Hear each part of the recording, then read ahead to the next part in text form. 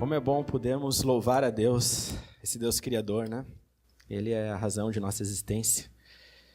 Sem Ele, nada do que foi feito se fez. E Ele enviou seu Filho Jesus para morrer na cruz por nós. Então não é só um Deus criador, é um Deus salvador também. E a nossa oração é para que você conheça ainda mais desse Deus maravilhoso. Se você ainda não teve um encontro definitivo com Ele, que você possa hoje entregar a sua vida para Ele. Porque se você existe hoje é por causa dEle. Se você tem uma chance de eterna felicidade, vida eterna, é também por causa dEle. Antes de começarmos, eu quero só fazer um reforço do aviso feito pelo irmão Jonatas sobre o jantar que vai ter da tia Noemi, né, da Chácara Vida Nova. Vida Nova ou Nova Vida? Nova Vida, eu sempre confundo. E, bom, a Chácara ela trabalha com recuperação de drogadição, né? Então é um trabalho antigo que já tem ali. Ela praticamente sobrevive, né? Esse trabalho sobrevive aí de doações e de um próprio trabalho que eles têm lá, porque eles fabricam quindim para vender, né, nos mercados. E acho que até no Zafre você encontra, né? Então, até no Zafre você encontra aí o quindim deles. Mas eles precisaram fazer uma reforma grande, né, para continuar com essa fábrica. A exigência da vigilância sanitária, né, se eu não me engano. E então isso teve um custo. E você pensa, pô, mas R$100 pelo ingresso, né? Poxa vida. Olha, digo uma coisa, os R$100 vale a comida, porque é de um chefe gourmet de primeira qualidade aqui de Porto Alegre. Se fosse só R$100 para você gastar na comida, já valeria a pena, pelo preço dos restaurantes que tem aí. É comida de altíssima qualidade, comida fina. E você ainda está ajudando no serviço do reino, né? Porque ela recebe essas pessoas, prega o evangelho, pessoas que são curadas, restauradas e salvas pelo evangelho. Então, se você pode fazer esse investimento, né, eu deixo esse convite para você. O irmão Jonas está vendendo ingressos aí, acho que ele tem ainda uns 5 ou 6, né, ou 4 que ele falou? 4, né? Então, 5, 6 ele tinha semana passada, então já foram alguns essa semana. Então, ajude, né, o Jonas a vender os ingressos e a tia Noemi com o trabalho dela, tá bom? Fica aí o recado, então, o aviso. Você pode, ajude com esse investimento. Vamos ler, então, de novo o nosso texto. Não vamos ler tudo, porque já foi lido todo o capítulo, mas vamos ler só os 3 primeiros versículos. Lá em Gênesis, você pode abrir em Gênesis 1, novamente. Gênesis 1.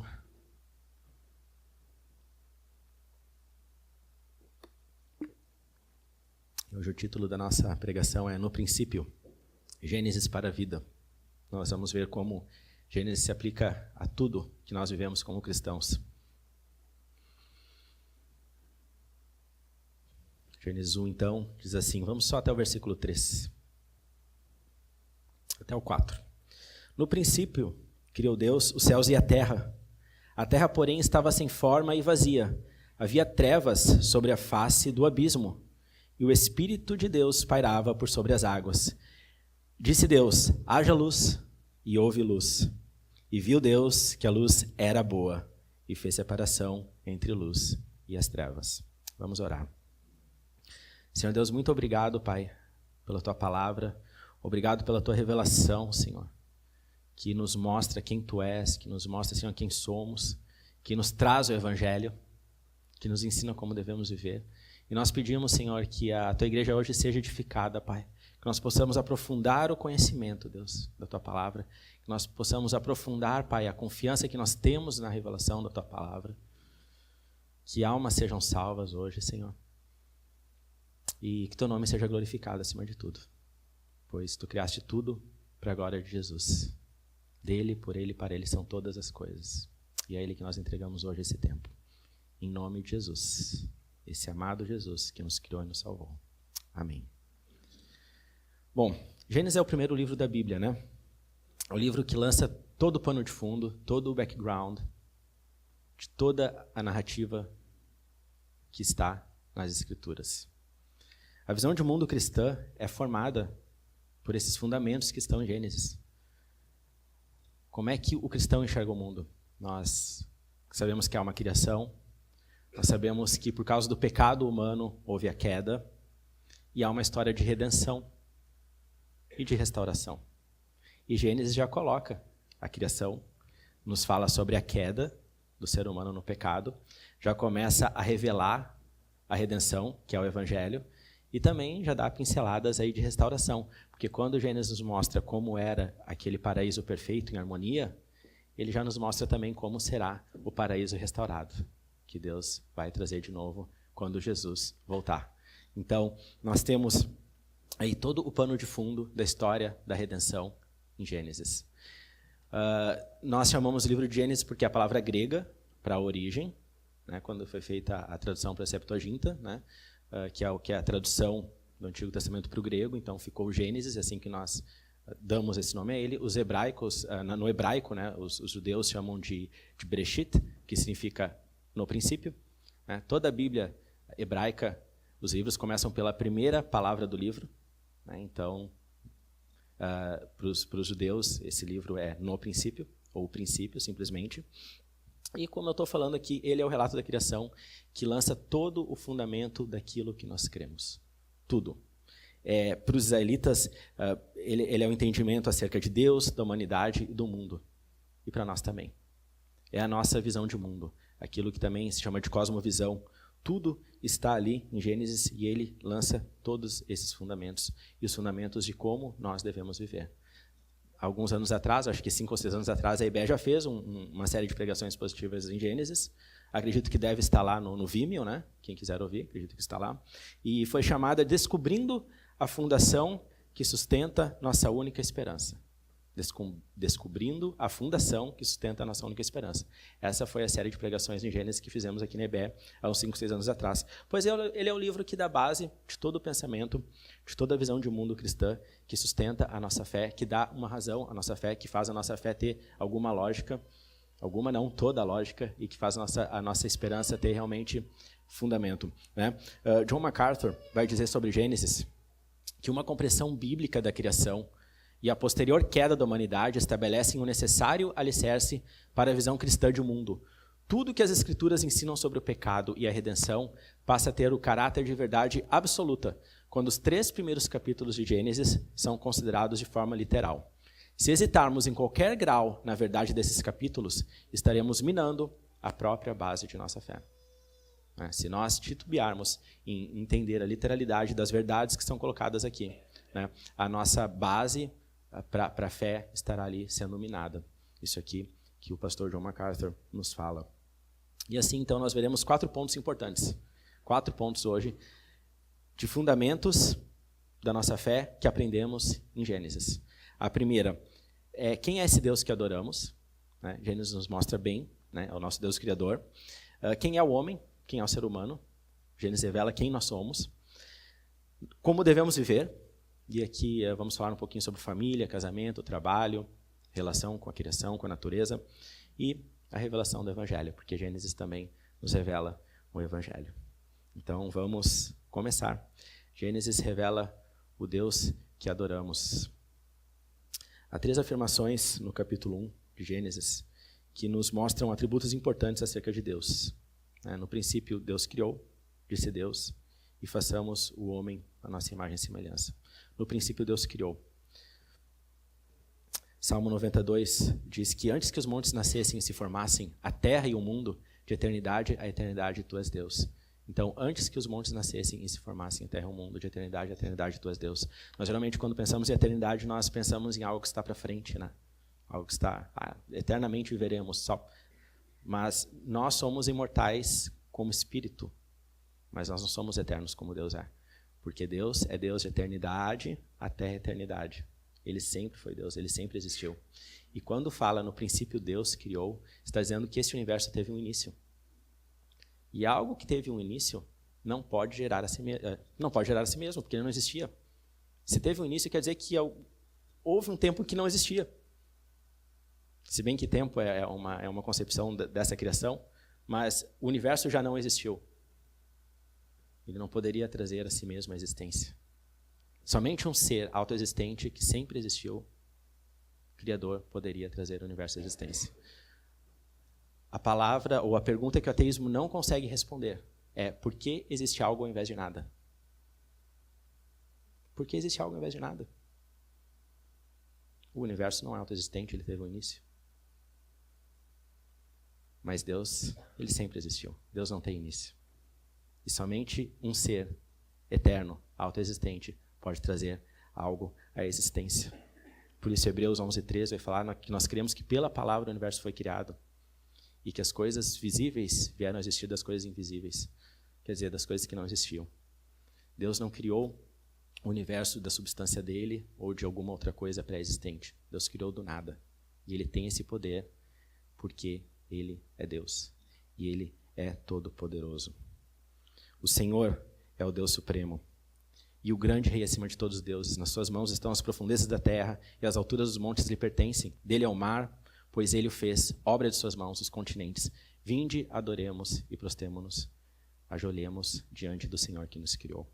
Gênesis revela esse Deus maravilhoso que nós adoramos.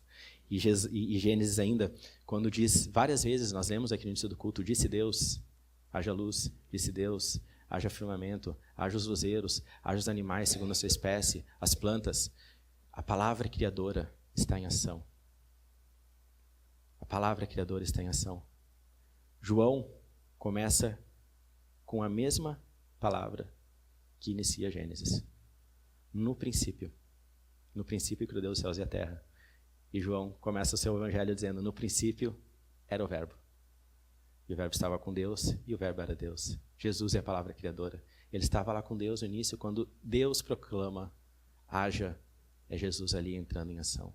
Dele, por ele e para ele todas as coisas. Ele é o verbo criador. Ele estava no princípio com Deus, todas as coisas foram feitas por intermédio dele, e sem ele nada do que foi feito se fez. Jesus é o Logos, a palavra lá usada, né, no grego. Ele é a palavra, ele é a razão, ele é o verbo, ele é a ação. Já estava na criação com o Pai, por ele todas as coisas foram feitas, e ele já estava lá com o Espírito Santo que pairava sobre a face das águas. A Trindade, ali, junta. Gênesis revelando a divindade de Cristo e revelando também o Deus Trino. Deus nunca esteve sozinho. Deus sempre existiu em 3 pessoas. 3 pessoas, a mesma substância, um só Deus. Deus não é um Deus que se revela de 3 maneiras. Não, não é isso, irmãos. Deus são 3 pessoas. Não é que ele se revela como Pai, como Filho e como Espírito Santo. É que ele é o Pai, ele é o Filho e o Espírito Santo. São 3 pessoas. E as 3 estavam lá. E ele disse, façamos. Façamos. A Bíblia diz que Deus é amor, né? Como é que Deus pode ser amor se ele vivia em solidão antes da criação? Certamente que ele não vivia em solidão. Esse é o Deus dos muçulmanos. Por isso que você deve ficar atento também. Mas os muçulmanos creem num só Deus que criou tudo. Mas não é o mesmo Deus nosso. Porque o Deus dos muçulmanos é um Deus que se impõe, é um Deus que só submete, sem amor, que oprime. Por quê? Porque esse Deus que eles creem vivia em solidão. O Deus dos muçulmanos é só poder. Porque ele sempre foi sozinho na concepção deles.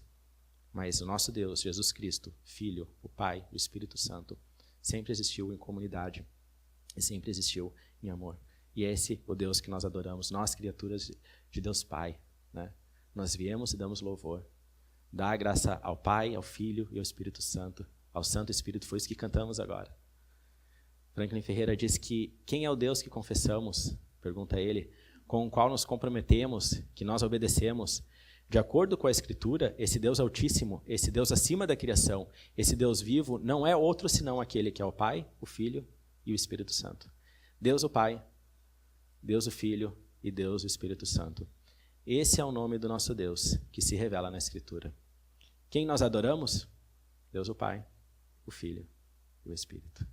Gênesis, então, revela esse Deus Criador. Revela que Jesus já estava lá desde a criação, porque o Deus Trino é o Deus Criador. Em João 4, quando a mulher samaritana pergunta a Jesus onde é o lugar que se deve adorar, né? No monte ou em Jerusalém? Uns dizem que é no monte, outros que é em Jerusalém. Qual foi a resposta de Jesus?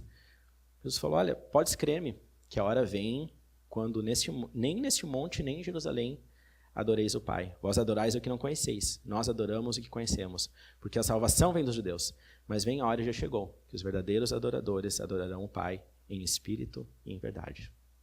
Porque são estes que o Pai procura para seus adoradores. Deus é espírito, e importa que os seus adoradores o adorem em espírito e em verdade. Mas como os adoraremos? Como adoraremos a Deus se nós não o conhecemos? Mas nós temos conhecimento porque Ele se revelou a nós. E Ele começa a se revelar lá em Gênesis. Nós adoramos a Deus de acordo com aquilo que nós conhecemos dEle. Nós só podemos adorar verdadeiramente a Deus se nós conhecemos o Deus verdadeiro. O Deus verdadeiro sempre existiu, Ele é Criador, se fez Criador, é triuno, e Jesus, o nosso Redentor, já estava com Ele desde o início. Segundo ponto, Gênesis revela quem nós somos. Diz Gênesis que criou Deus, o homem, a sua imagem. A imagem de Deus o criou. Homem e mulher os criou. Veja bem, Ele falou, façamos o homem a nossa imagem e semelhança. Primeiro ponto que nós podemos ver aqui. Esse mesmo Deus trino que vivia em comunidade, em harmonia perfeita, nos criou a sua imagem. Então, se nós somos criados à sua imagem, a primeira coisa que nós podemos aprender é que nós não fomos criados para sermos seres isolados. Deus nos criou seres individuais e Deus nos criou seres sociais. Deus nos criou para se relacionar, para nos relacionarmos com Ele, como Criador, e para nos relacionarmos com os nossos semelhantes. Deus criou o mundo e viu que tudo era muito bom, mas Ele disse uma coisa só que ainda não estava da maneira que deveria ser. Não é bom que o homem esteja só. Pois Ele tinha um mandamento, sede fecundos e multiplicai-vos. Ele queria criar uma comunidade para o ser humano, para que essa pudesse viver e pudesse fazer parte dessa comunidade perfeita que a Trindade já vivia e na qual ela já existia. Então, primeira coisa que nós aprendemos aqui sobre o ser humano em Gênesis é que o ser humano foi criado para viver em comunidade, não para viver sozinho, não para viver isolado. Nós somos completos porque nós temos a imagem de Deus. E essa imagem de Deus nos leva a viver em comunidade, em amor. E diz também, Gênesis, que formou o Senhor Deus ao homem do pó da terra. Ele soprou nas narinas o fôlego de vida. E o homem passou a ser alma vivente. Aqui está o grande diferencial entre nós e os animais. Nós temos o fôlego de vida.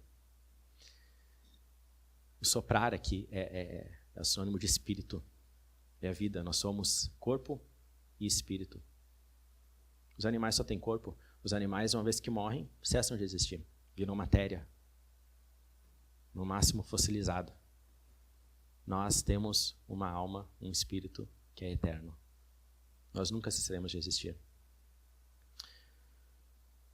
Após o pecado, com certeza o homem enfrenta a morte física.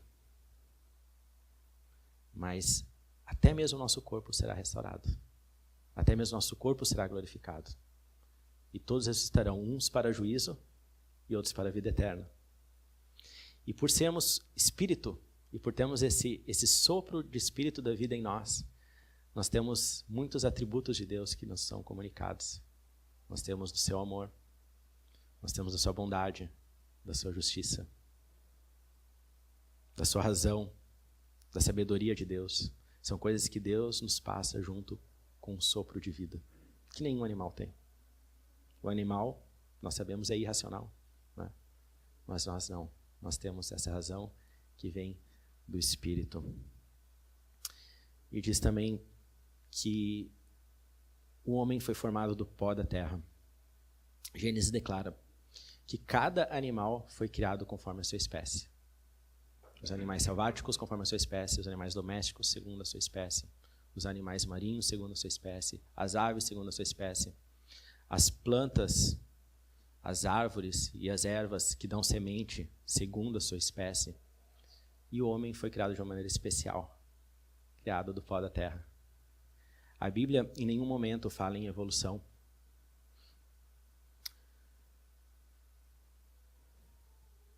Criados à imagem e semelhança de Deus, de uma forma diferente. Deus cultivou o homem ali com a sua mão.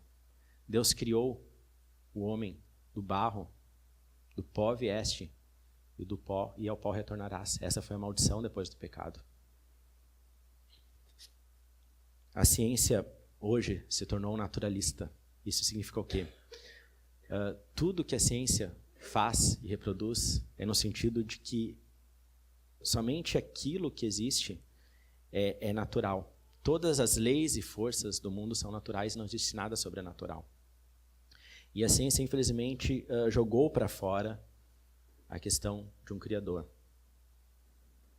Jogou para fora a realidade que existe um mundo espiritual.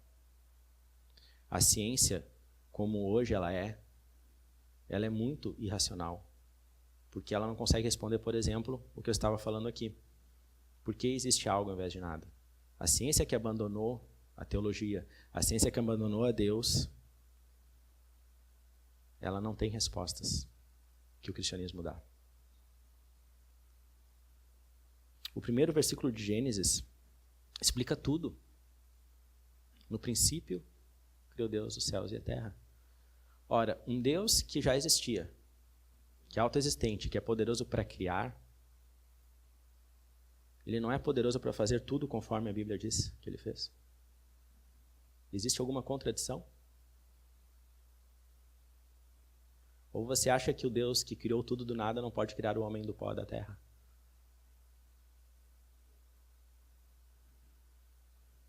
João Calvino, comentando o texto de Gênesis 1, refutando a opinião de alguns opositores, ele diz: por que não lhe seria permitido fazer como narra o texto, né? Ele que criou o mundo todo do nada. Não existe nada de ilógico e irracional no que fala Gênesis. Absolutamente nada. Nada, nada, nada, nada. A não ser que você não creia que Deus é todo-poderoso. Aí você pode entender que é ilógico e irracional. Mas não existe nada de irracional. Enquanto a ciência de hoje, ateísta e naturalista, que se diz tão racional, é a mais irracional que existe. É um pensamento mais racional. Existe um cientista que morreu em 1903, o nome dele era Herbert Spencer. Ele nem era cristão, né? Mas ele apontou 5 categorias em que se podem conhecer as coisas, aquilo que é real. Tempo, força, ação, espaço e matéria. Ele disse que tudo que existe no mundo natural se encaixa nessas categorias. Tempo, força, ação, espaço e matéria. Ele foi um cientista, não era cristão. E é interessante que, mesmo negando a palavra de Deus, ele acabou confirmando. Porque, pensa bem, no princípio, né, isso é tempo. Deus, a força causadora, criou, é ação. Os céus é o espaço. Não existia a palavra para universo, né, no hebraico. E a terra, a matéria. Então, nós temos, em Gênesis 1:1, tudo que pode ser conhecido como realidade. Nós temos o tempo, no princípio, nós temos a força, que é Deus, nós temos a ação, criou, nós temos o universo, o espaço, os céus, e nós temos a matéria, que é a terra. É um versículo tão simples que até uma criança pode entender. Mas é de tanta profundidade da realidade que até hoje os homens mais sábios do mundo continuam estudando tudo que nele contém. A Bíblia é perfeita. A Bíblia não erra. E ela não erra porque o seu primeiro versículo é de uma simplicidade tão grande, trazer uma verdade tão profunda, que não pode se contradizer. O evolucionismo, não quero me prolongar nesse assunto, mas ele contradiz a própria ciência, que tenta defendê-la. Depois você que gosta de estudar isso pode ir atrás. A ciência ateísta, né, fala que a vida surgiu de um acidente, né, aleatoriamente. Mas a própria ciência já provou que não existe geração espontânea de vida. Isso é chamada biogênese. Somente vida pode criar vida. Somente vida pode criar vida. Começa por aí. O grau de desorganização de um sistema tende a aumentar naturalmente. O grau de desorganização. Um sistema deixado por si só, ele continua ficando mais desorganizado. Num DNA, por mais simples que seja, nós temos livros de informação. E veja, você pode imprimir um livro totalmente incoerente e ilógico. Não é o caso da Bíblia, mas você pode... Nós temos livros aí que são... Chega a ser piada, né? Mas a questão é que o DNA não é só um livro de informação, é um livro de informação que gerencia um sistema da vida. E se uma informação errada estiver ali, a vida já não é possível. Eu posso estar errado, tá, nisso aqui que eu vou dizer. Se você é biólogo ou químico, alguma coisa, depois você vem e me corrige. Mas eu andei pesquisando, o DNA humano tem informação equivalente a 300 Bíblias. Eis a questão, uma informação errada ali já não seria possível a vida humana. Crer em evolução é crer que alguém jogou uma sopa de letrinha no chão e saiu um poema de Shakespeare, totalmente organizado. Não há como. O evolucionismo contradiz a própria ciência. Qualquer experimento de mutação genética nunca conseguiu criar novas espécies. Todos nós temos um ancestral em comum, a ciência já provou isso. É chamado, o nome aqui não importa, mas Eva mitocondrial, né? É a primeira mulher que deu origem a todos os seres humanos. A ciência já provou que Eva existiu. A sintonia fina do universo. Se o universo não fosse exatamente como é, não existiria vida na Terra. Se os planetas não fossem exatamente, não estivessem na órbita exata que estão ao redor do Sol, meteoros entrariam na Terra e deixariam a vida impossível na Terra. É tudo muito perfeito. Existe um designer inteligente. Agora, como a gente fala no direito, né? Aquele que alega os fatos tem ônus da prova. E a questão é que a ciência joga o ônus da prova para nós. Quando eles têm que provar o que eles estão falando e não conseguem. Tudo que nós falamos se vê diariamente, cada um segundo a sua espécie. Cada um segundo a sua espécie. A geologia, outras ciências já provaram também, história, geografia, já provaram que a civilização humana não tem mais do que 10 mil anos de idade. É muito compatível com o que a Bíblia diz. E veja que nunca houve, em 10 mil anos de existência do ser humano e da civilização, algum relato de um ser que virou outro ser. Isso não consegue ser feito em laboratório e nunca foi feito um relato de um fato que aconteceu. Agora, a questão que nós precisamos lembrar é que Gênesis é um livro histórico, é um livro teológico, e que a criação é um fato histórico. Eu não estou falando da criação bíblica. Claro, eu estou defendendo a criação do jeito que a Bíblia narra, mas eu estou falando da criação em si. Ela não tem como ser refeita. É algo que aconteceu. Então, tentar conciliar o que a Bíblia diz com o que a ciência naturalista diz vai criar confusão e vai tirar a credibilidade daquilo que nós cremos que é o fundamento da nossa fé. E como nós vamos ver daqui a pouco, né, ela lança os fundamentos do próprio Evangelho. O evolucionismo não só contradiz a ciência, mas ela contradiz a Bíblia também. Porque a Bíblia diz que cada planta e animal foi criado segundo a sua espécie. Isso é repetido muitas vezes. O homem foi criado do pó da terra, a sua imagem e semelhança, a imagem e semelhança de Deus. E a Bíblia diz que Deus terminou a sua obra e descansou. Está terminada a obra.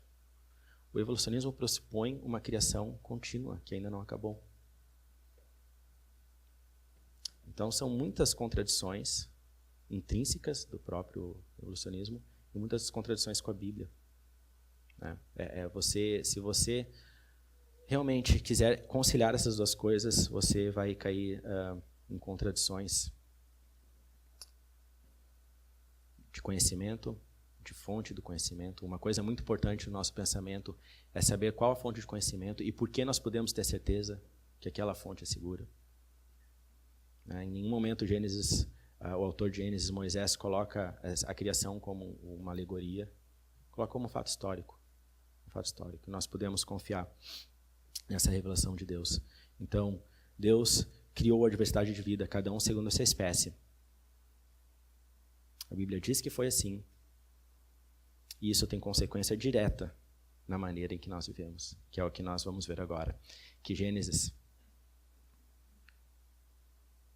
Aqui, faltou esse versículo, que Gênesis revela como nós devemos viver. Quando você compra um produto, você tem um manual de instrução, né? Certo? Até para saber como desligar o celular, né? Acontece. Só para fazer a brincadeira, fica tranquilo. Sei que os irmãos são cuidadosos. Gênesis revela como nós devemos viver. E é um manual de instruções, né? Quando você compra um produto, você tem ali do que o produto foi feito, do material que ele é fabricado, como deve ser usado para que tenha vida prolongada, onde pode ser deixado, onde não pode ser deixado. Gênesis é um manual de instrução para nós também, porque ele nos mostra como o homem foi feito, do que foi feito, por quem foi feito. As informações que nós damos credibilidade, elas afetam a nossa ética, afetam a maneira que nós vivemos. Né? Por isso, com Gênesis, a gente não pode brincar, a gente não pode relativizar. A gente tem que levar a sério o que a Bíblia fala. Porque mexer com Gênesis é mexer na nossa fonte de conhecimento, é mexer na nossa fonte de ética, é mexer na nossa esperança última. Veja bem, quando Jesus foi questionado sobre a licitude de dar carta de divórcio em qualquer situação, ele respondeu com a narrativa de Gênesis. Ele disse assim: não tendes lido que o Criador, desde o princípio, os fez homem e mulher, e que disse, por esta causa deixará o homem pai e mãe e se unirá à sua mulher, tornando-se os dois uma só carne? De modo que já não são mais dois, porém uma só carne? Portanto, o que Deus ajuntou, não separe o homem. Como que Deus respondeu a uma questão de como se deve viver? Remetendo à historicidade de Gênesis. Ele falou, vocês não leram como é que o Criador fez homem e mulher? Criou homem e mulher para se unirem, e os que Deus uniu, não separe o homem. Então, Gênesis nos ensina que há uma relação direta da maneira que fomos criados, ou que fomos criados, da maneira que nós devemos viver. Como nós vimos aqui Jesus respondendo. O que vocês creem sobre Gênesis vai ter consequência direta na maneira que vocês vivem em casamento, na maneira que vocês vivem em família. Gênesis nos ensina como nós devemos nos relacionar com a criação também. Veja só, Salmo 8, do 13 em diante, diz que quando eu contemplo as obras dos teus céus, ou as obras dos seus dedos, a lua e as estrelas que estabelecestes, que é o homem para que dele te lembres, e o filho do homem para que o visites. Fizeste-o, no entanto, por um pouco menor do que Deus. Deste-lhe domínio sobre as obras das tuas mãos, e sobre os seus pés tudo lhe puseste. Ovelhas e bois todos, e também os animais do campo, as aves do céu e os peixes do mar, e tudo o que percorre as sendas dos mares. Senhor, Senhor nosso, quão magnífico é o teu nome em toda a terra. A criação nos mostra, o conto de Gênesis nos mostra, que nós fomos criados para dominar sobre a criação de Deus. Nós somos subgerentes de Deus da criação. Você já ouviu esse termo? Nós somos subgerentes de Deus da criação.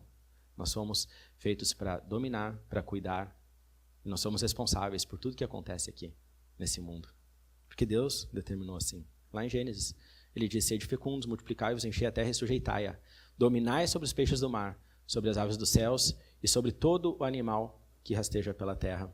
Existe um termo na teologia que se chama mandato cultural, né? E isso significa exatamente que nós temos esse mandamento de Deus, que nós devemos cultivar tudo que está na criação. É nossa responsabilidade. Isso significa que nós podemos fazer com a natureza o que queremos? Com a criação? Não. Muito pelo contrário, é isso que eu estou explicando. Nós devemos cuidar.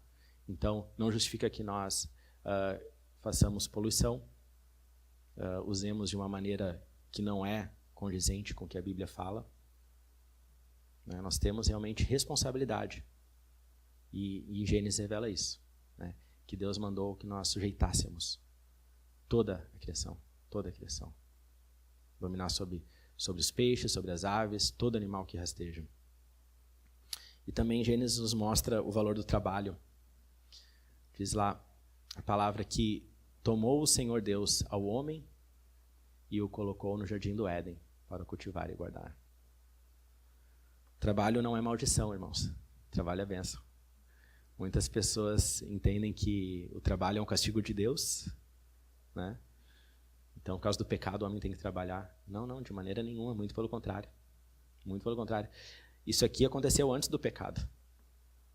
O Senhor colocou o homem no jardim do Éden para o cultivar e o guardar. Cultivar é trabalho. É trabalho.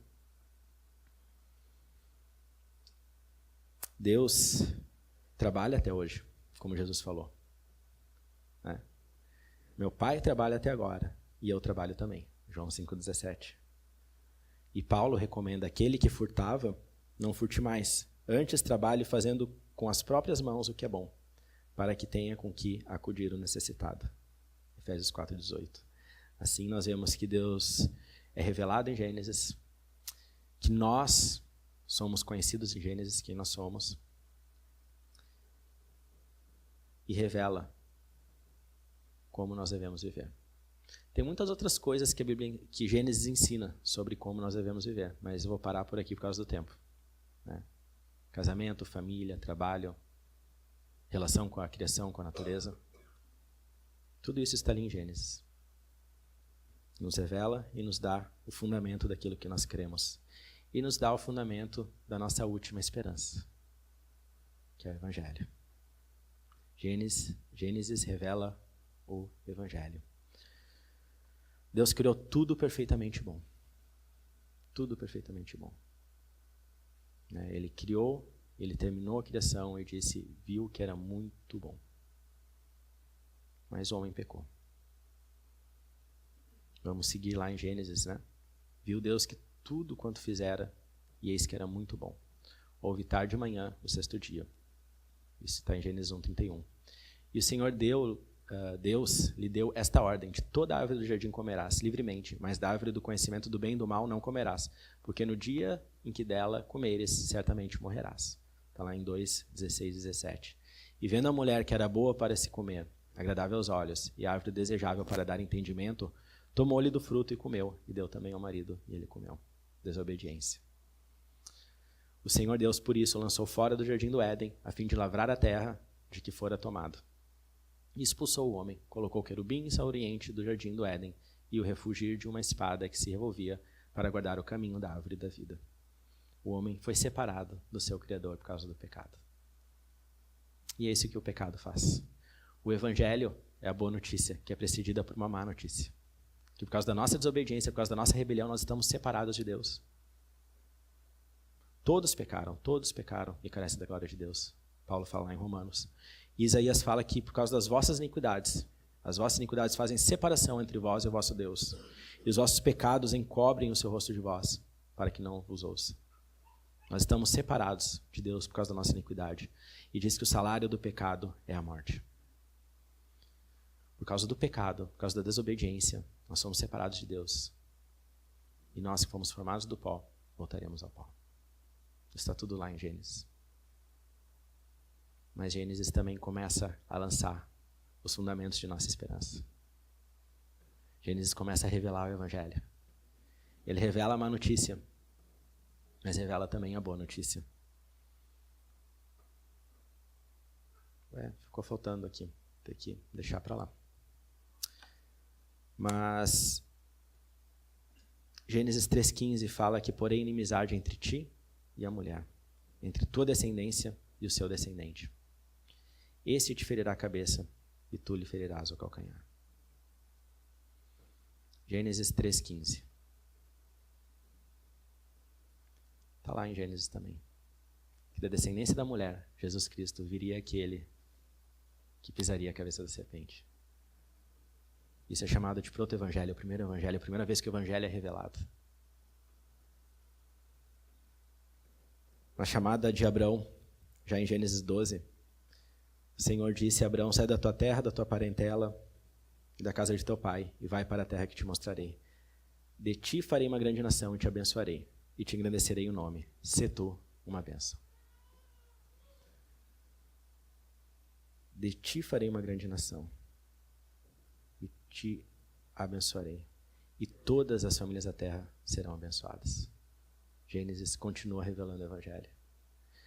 Não somente da descendência da mulher sairia aquele que pisaria a cabeça da serpente, mas também da descendência da mulher e de Abraão sairia aquele que abençoaria todas as famílias da terra. Gênesis nos revela o pecado, nos revela a queda, mas revela também o evangelho. Por isso Paulo fala que pela desobediência de um só homem, lá em Romanos 5,19, pela desobediência de um só homem, muitos se tornaram pecadores. Assim também, por meio da obediência de um só, muitos se tornarão justos. A desobediência está lá em Gênesis, em Adão e Eva. Mas também já aponta para a obediência do Filho de Deus perfeito. Aquele mesmo que estava na criação, viria para se fazer homem, esmagar a cabeça da serpente. Gênesis revela o evangelho. Quanta coisa maravilhosa nesse livro. Quanta coisa maravilhosa. E tudo escrito como revelação de Deus, direto. Deus se revelando na história. Nós falamos que a revelação de Deus foi progressiva na história, né? Ele foi revelando pouco a pouco. Em Gênesis, em Êxodo, né, pelos escritos de Moisés, Deus foi revelando as coisas que aconteceram e queriam acontecer. E aqui eu quero deixar algumas aplicações para os irmãos. A primeira é essa. Gênesis merece confiança. Assim como ele é um livro histórico, ele é um livro profético. Essa profecia de que da descendência da mulher seria aquele que esmagaria a cabeça da serpente não se cumpriu 1500 anos depois? Gênesis não revelou exatamente o que aconteceu quando Jesus veio? Por que você acha que ele não pode revelar o que aconteceu antes dele? Moisés passou 40 dias no monte com o Senhor, recebendo revelação de Deus. Tudo que está aqui, a própria Bíblia fala, né, que toda a Escritura é útil para o ensino. Jesus falou que toda a lei se cumpriria, que aquele que tirar um tio da lei seria condenado. Em nenhum momento aqui, Gênesis 1 e 2 e 3, Moisés colocou como uma alegoria ou algo a ser trabalhado ou complementado. Não fala exatamente tudo como foi feito, mas dá algumas afirmações que nós devemos confiar. Confie em Gênesis. Confie em Gênesis. Revelação de Deus. Revelação de Deus. Aquele que revelou o que iria acontecer e aconteceu, também revelou aquilo que aconteceu antes de Moisés. Em segundo lugar, Deus é o nosso Criador que merece toda a adoração. Ele nos fez para a sua imagem e semelhança, nos fez para o adorarmos. E não perca a oportunidade nunca de estar aqui na igreja, louvando e adorando com os irmãos. Porque é para isso que ele nos fez. O fim principal do homem é adorar a Deus e nele se alegrar para sempre. Né? Como fomos feitos para viver em comunidade, a grande comunidade de Deus nessa terra é a sua igreja. Você não quer estar longe dela. Você não quer estar longe dela. É nela que nós adoramos publicamente, é nela que nós adoramos coletivamente. Deus, o Criador, triuno, Jesus Cristo, merece adoração, porque Ele é o Criador de todas as coisas. Deus nos criou de uma maneira que nos demonstra como devemos viver. Então, confie novamente no que a palavra diz sobre a maneira que Deus criou o homem e a mulher.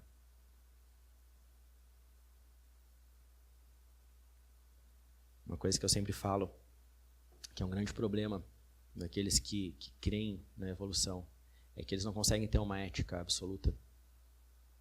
Simplesmente porque se o homem está evoluindo, ele pode evoluir para qualquer outra coisa. Tem um canadense, um psicólogo aí que tá bombando aí nas redes, o Jordan Peterson. E ele até tem uma brincadeira que vão dar para ele um título de cristão honorário. Mas é que ele não é cristão, né? Porque ele pega muitas das bases de fundamento bíblico cristão E é interessante que ele está se colocando contra toda essa questão de ideologia de gênero e toda essa bagunça.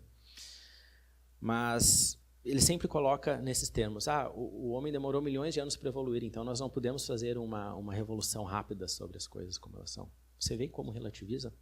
Mesmo que ele seja contra a ideologia de gênero, para ele é uma questão que ainda não está pronto para esse tipo de mudança.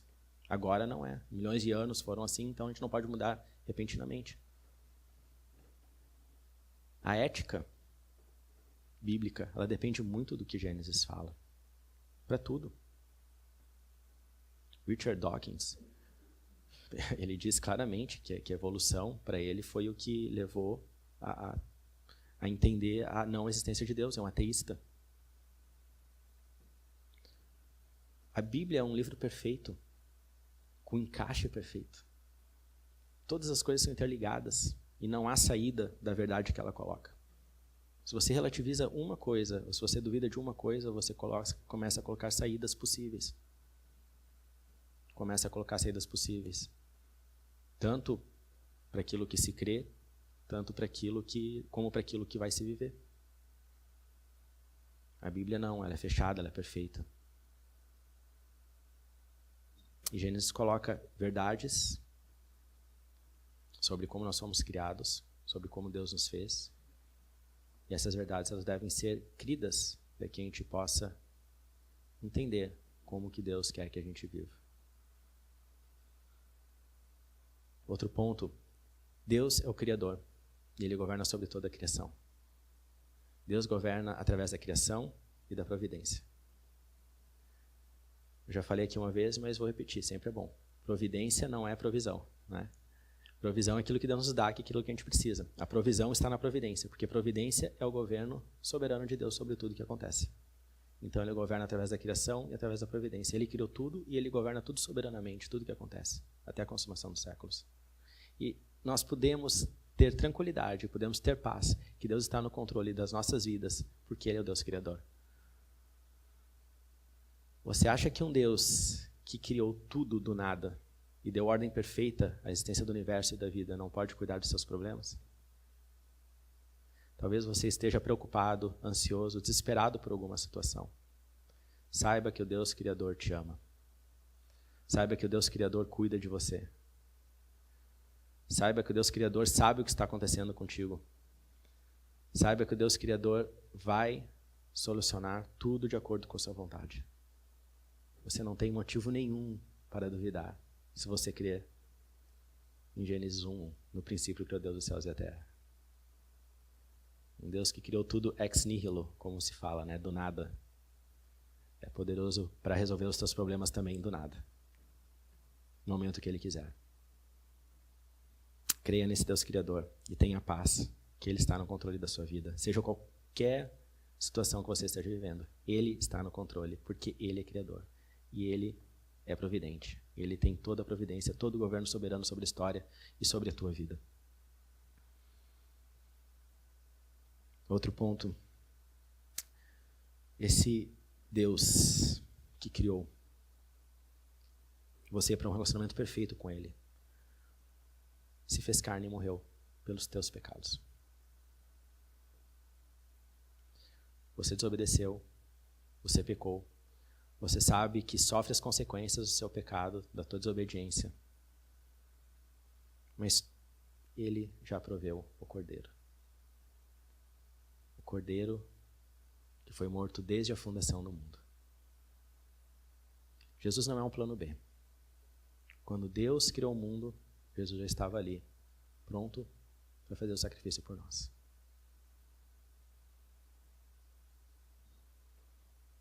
Deus, sendo rico em misericórdia, diz Efésios, por causa do grande amor com que nos amou, estando nós mortos em nossos delitos e pecados, nos deu vida juntamente com Cristo. Pela graça sois salvos. O seu pecado trouxe separação de Deus. O seu pecado trouxe morte. Mas o Deus Criador também proveu a vida, lá na cruz. E essa mesma cruz, que já estava planejada desde a fundação do mundo, é a luz, é a cruz que traz luz para as nossas vidas. Antes de falar, haja luz, Deus disse, haja cruz. A nossa salvação já estava providenciada desde a criação do mundo. Haja luz é a ordem de comando da cruz em nossas vidas. No princípio criou Deus os céus e a terra. A terra era sem forma e vazia. Havia trevas no abismo. O Espírito de Deus pairava por sobre as águas e disse Deus, haja luz. Você pode estar andando em trevas. Você pode estar andando em caos e desordem. Mas esse mesmo Deus Criador que mandou que houvesse luz, também está dizendo para você na sua vida, haja luz. Para que você consiga enxergar o que você não vê. Para que você consiga organizar o que você não pode organizar. O mesmo Deus que colocou ordem através da chegada da luz na criação, também pode colocar ordem na sua vida. Jesus disse, eu sou a luz do mundo. No princípio era o verbo, nós lemos, o verbo estava com Deus, o verbo era Deus. Ele estava no princípio com Deus. Todas as coisas foram feitas por intermédio dele, sem ele nada do que foi feito se fez. E João continua dizendo, a vida estava nele, e a vida era a luz dos homens. A luz resplandece nas trevas, e as trevas não prevaleceram contra ela. E Jesus disse, eu sou a luz do mundo. Quem me segue não andará nas trevas, pelo contrário, terá a luz da vida. A palavra que eu quero deixar para você hoje é essa, que esse Deus Criador que te fez, que te criou, que trouxe luz à existência da criação, também pode trazer luz à tua vida. Apenas confie. Confie no que Gênesis ensina. Confie no que Gênesis fala. E você vai crer que Ele é poderoso para guiar a tua vida e fazer da tua vida aquilo que Ele quer que seja. Que Deus te abençoe, que Deus te dê paz, te dê tranquilidade. E que essa semana, cada momento que você passar, você lembre que o Deus que criou todas as coisas é o Deus que governa a tua vida e que manda luz para cada caminho que você anda. Vamos orar. Senhor Deus, obrigado, Pai, porque nós temos na Tua palavra tudo o que precisamos para nós. Tudo o que precisamos para a nossa vida. E nesse livro, Pai, que Tu destes a Teu servo Moisés, nos revela como Tu criaste este mundo, como Tu fizeste as coisas. E nos revela, Pai, que desde o início já tinha tudo planejado, Pai. E que a nossa vida já era planejada. E nós cremos, Senhor, que a Tua palavra é palavra para a vida. Gênesis nos foi dado para a vida. A Tua revelação é maravilhosa, Deus. Ela é maravilhosa, ela aponta, Senhor, o nosso pecado, ela mostra quem nós somos, mas ela também aponta para a nossa salvação em Jesus Cristo. Ó, Senhor, em nome de Jesus nós pedimos que Tu estejas trabalhando a mente das pessoas aqui nessa igreja, Pai, que Tu estejas trabalhando nossas vidas, Pai, que esteja abençoando a cada um aqui, ó Deus, e trazendo essa luz, Senhor, que haja luz na vida das pessoas que não Te conhecem, Deus. Que se há alguém aqui, Pai, com problemas, Senhor, sem saber solucionar, Deus, que Tu ajude a colocar em ordem, Pai. Porque Tu és o Deus que colocou ordem em toda a existência. E Tu pode colocar ordem em nossas vidas também. Glorifica o Teu nome, eu Te peço mais uma vez. Em nome de Jesus. Amém.